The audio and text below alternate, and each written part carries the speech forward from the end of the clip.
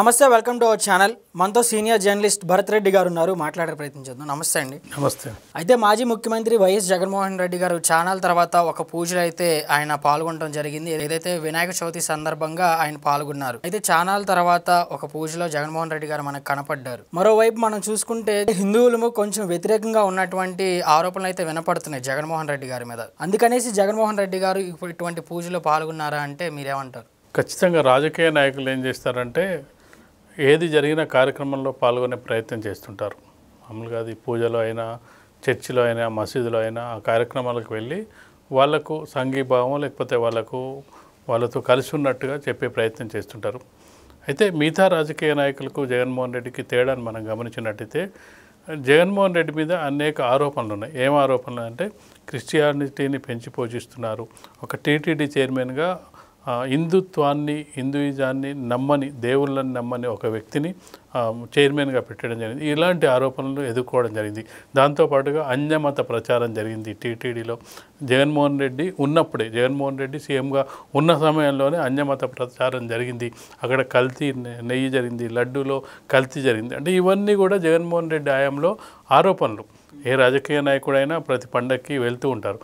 అది సర్వసాధారణ విషయంగా మనం చూడొచ్చు. అంటే వాళ్ళ రాజకీయాల్లో వాళ్ళు ఏంటంటే మేము అందరి వాళ్ళమని చెప్పుకునే ప్రయత్నంలో భాగంగా అటు గుళ్ళకి వెళ్తుంటారు, మసీదులకు వెళ్తుంటారు, చర్చిలకు వెళ్తుంటారు, వాళ్ళతో కలిసినట్టుగా ఉంటారు. జగన్మోహన్ రెడ్డి మీద ఉన్న ఈ ఆరోపణల నేపథ్యంలో జగన్మోహన్ రెడ్డిని చాలామంది వ్యతిరేకిస్తున్న పరిస్థితి హిందువుల్లో వ్యతిరేకత ఉంది.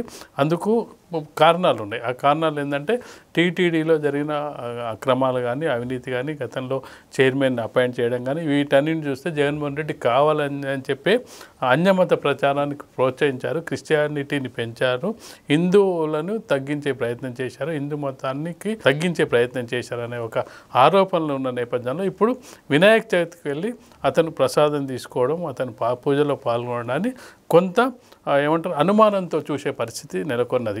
ఈ నేపథ్యంలో రాజకీయ పార్టీ నాయకులు తన గతంలో వచ్చిన ఆరోపణలు ఏవైతున్నాయో వాటన్నిటిని తూడ్చివేసే ప్రయత్నంలో భాగంగా వెళ్ళి ఉండొచ్చు అనుకోవచ్చు. నేను హిందువులకు వ్యతిరేకం కాదు, నేను క్రిస్టియన్ అయినప్పటికీ హిందువులకు వ్యతిరేకం. అంటే ముఖ్యంగా మనం చూసుకున్నట్లయితే ఏ మతం వాళ్ళైనా మరో మతాన్ని ద్వేషించడం ఉండదు. నీ మతాన్ని గౌరవిస్తూనే ఇతరుల మతాన్ని కూడా గౌరవించే సంస్కృతి మన భారతదేశంలో ఉంటుంది. ఇతర మతాన్ని ద్వేషించడం అంటే ఒకటి ద్వేషించడమే కాదు, ఇతర మతంలో అన్యమత ప్రచారం. ముఖ్యంగా జగన్మోహన్ రెడ్డి మీద పెద్ద ఆరోపణ ఏంటంటే తిరుపతి పరిసర ప్రాంతాల్లో కూడా, తిరుపతిలో కూడా అన్యమత ప్రచారం. దాంతోపాటుగా ముంతాజ్ హోటల్కి సంబంధించిన వ్యవహారానికి సంబంధించి చూసుకున్నట్లయితే అక్కడ పవిత్రంగా భావించే అక్కడ నాన్ వెజ్ దీన్ని వాడడం జరిగింది. ఇవన్నీ కూడా ఆరోపణలు ఉన్న నేపథ్యంలో వీటన్నిటి దృష్ట్యా అతన్ని అనుమానిస్తున్న హిందూ సమాజం అనుమానిస్తుంది. ఈ అనుమానాన్ని దూరం చేసుకోవడానికి నేను కూడా భక్తున్నే, నేను కూడా వినాయక చవితికి పార్టిసిపేట్ చేయను, హిందువులకు నేను కూడా తోడు ఉన్నాను, నేను హిందువులకు వ్యతిరేకం కాదు అని చెప్పే ప్రయత్నంలో భాగంగా వెళ్ళి ఉండొచ్చు అనేది ఒక విశ్లేషణ అయితే జరిగే అవకాశం అయితే కనిపిస్తుంది. అయితే మరో విషయం ఏంటంటే భారతిరెడ్డి గారు యొక్క పూజలో పాల్గొనలేదు. మరి రీసెంట్గా మనం ఒక 4-5 రోజులు వెనక చూసుకుంటే ఒక చర్చికి వెళ్తాం కూడా చూసాం భారతిరెడ్డి గారిని. సో ఇలా కొన్ని ఆరోపణలు వినపడుతున్నాయి. సో జగన్ గారు వచ్చారు, మరి భారతిరెడ్డి గారు ఎందుకు రాలేదని? ఖచ్చితంగా అంటే ఇంట్లో వాళ్ళు వ్యక్తిగతంగా రావాలన్నా వద్దా అనేది వాళ్ళ విషయం అయినప్పటికీ ప్రజా జీవితంలో ఉన్నప్పుడు ఏంటంటే కొంత వాళ్ళు పారదర్శకంగా ఉండాల్సిన అవసరం ఉంది. నువ్వు క్రిస్టియన్ అంటే చర్చికి వెళ్తే వెళ్ళొచ్చు, దానికి ఏం పెద్ద అభ్యంతరమే ఉండదు. కానీ హిందూ మతానికి సంబంధించి, హిందూయిజానికి సంబంధించి విమర్శించే ప్రయత్నం, దాన్ని అంటే తగ్గించే ప్రయత్నం చేయకూడదు.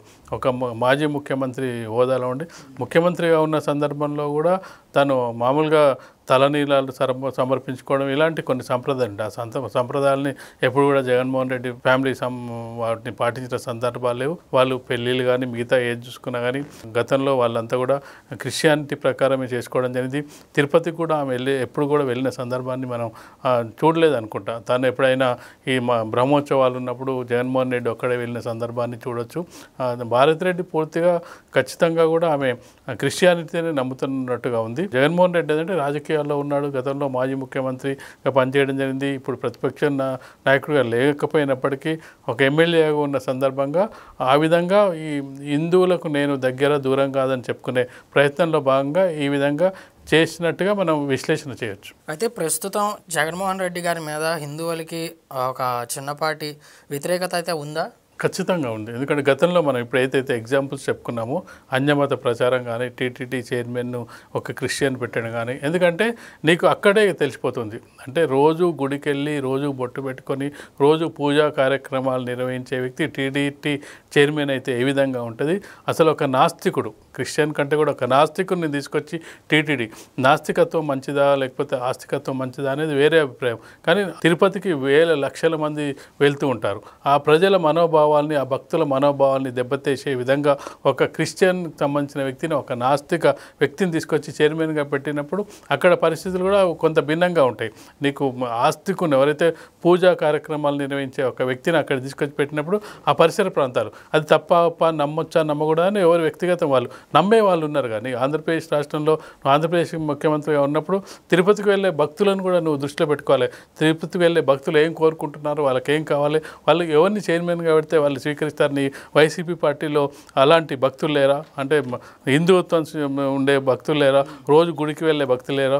నాయకులు లేరా? అలాంటి వాళ్ళని పెట్టినట్టయితే ఎలాంటి అనుమానాలు వచ్చి ఉండేవి కావు. ఈ అనుమానాల కారణంగానే అతని మీద కొంత డౌట్లు ఏర్పడే అవకాశం ఉంది. ఇతను ఎన్నికలకు వ్యతిరేకంగా వివరించాడనే అభిప్రాయం నెలకొన్న నేపథ్యంలో వాటిని తుడిచిపెట్టుకునే ప్రయత్నంలో భాగంగా ఇలాంటి కార్యక్రమాలు చేపట్టినప్పటికీ గతంలో ఉన్నది పోవాలంటే కొంత కష్టం. ఒకసారి నెగిటివ్ వచ్చిన తర్వాత దాన్ని పోగొట్టుకోవడం అనేది చాలా కష్టం అండి. ఇక్కడ మనం చూసుకున్నట్లయితే ఇప్పుడు ఇటీవల కాలంలో భక్తి పెరిగిన కాలంలో చాలామంది తిరుపతికి, మనం ఈరోజు చూస్తున్నాం, తిరుపతికి వెళ్ళాలంటే అంటే ఎన్ని రికమెండేషన్స్, ఎంత పైరవులు తిరుపతికి వెళ్ళాలనేది, హిందువుల్లో ఎంత ఇది ఉంటుంది. తిరుపతికి వెళ్ళి వచ్చినామంటే వాళ్ళ ఫీలింగ్స్ ఏంటి, ఒక నెల రోజుల నుంచి 2 నెలల ముందు 3 నెలల ముందు టికెట్లు బుక్ చేసుకొని ఆ దర్శనాన్ని బుక్ చేసుకొని అంత పవిత్రంగా, ఒక మన తెలుగు వాళ్ళే కాదు తమిళ వాళ్ళు, అంటే దేశంలో ఈవెందో రాష్ట్రపతి నుంచి మొదలు పెట్టుకుంటే వివిధ రాష్ట్రాల మంత్రులు, గవర్నర్లు, ముఖ్యమంత్రులు తిరుపతికి సందర్శించకపోతుంటే అత్యంత పవిత్రమైన క్షేత్రంగా భావిస్తున్న దానికి ఒక నాస్తికుని టీటీడీ చైర్మన్గా పెట్టామంటేనే నిన్ను ఖచ్చితంగా కూడా ఇందులో అనుమానించిన పరిస్థితి కనిపిస్తుంది. అయితే మనం రీసెంట్గా చూసాం, జగన్మోహన్ రెడ్డి గారు 27వ తారీఖున తిరుపతి వెళ్ళనున్నారనేటువంటి పర్యటన గురించి వచ్చింది బయటికి. సో మళ్ళీ చూస్తే అది కూడా క్యాన్సిల్ అయినట్టుగా తెలుస్తుంది. తిరుపతిలో గతంలో అతని మీద ఒక ఆరోపణ రావడం జరిగింది. తిరుపతికి వచ్చే భక్తులు తిరుపతి స్వామిని నమ్ముతున్నట్టుగా ఒక లెటర్ ఇమ్మని చెప్పి రావడం జరిగింది. అది అప్పట్లో ఖండించడం కూడా జరిగింది. ఈవెందో పవన్ కళ్యాణ్ భార్య కూడా తను క్రిస్టియానిటీ వేరే దేశం అయినప్పటికీ నేను తిరుపతి దేవస్థానం ఆచారాలను నమ్ముతున్నానని చెప్పి ఆమె ఒక అఫిడవిట్, అంటే అఫిడవిట్ మీన్స్ ఒక లెటర్ రాసి ఇవ్వడం జరిగింది. దాన్ని తను వ్యతిరేకించడం జరిగింది నేను ముఖ్యమంత్రి హోదాలో.